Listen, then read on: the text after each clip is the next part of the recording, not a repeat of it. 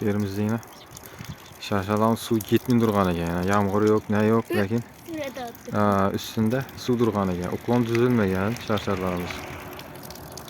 Su köp yağğanda ortasından kuyu vergen ekan. Şu uklon yok sebepleme şarşadan su gitmeyen. Ortası oyup buğan kuşuydu.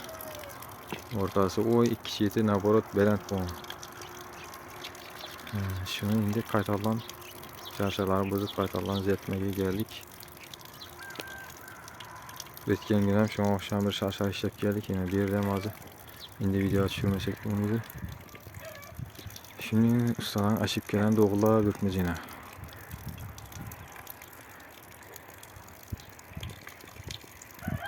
Şarşaları yine cayına alıp laylarını fesle düşürüp yuvup tazalap kurtup koyduk yine.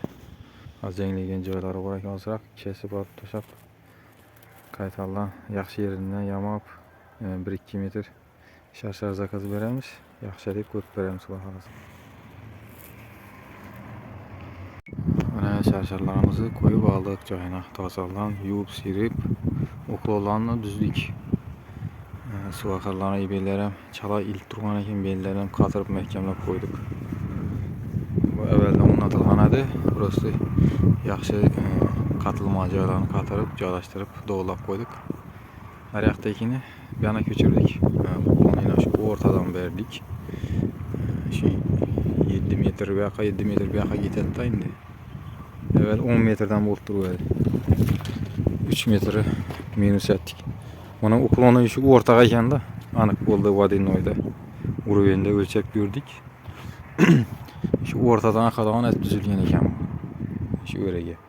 Bedenlik gelişimde koymadık da bir. Olmasa beden düşürsek tayar ukulonaydı. Şuradan şarşanın üstünden aka vergen biri.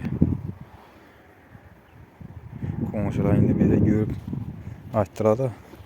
Şu ortasından akalı bir akçetinden sırası bakmayı dediler. Açtılar yani şu.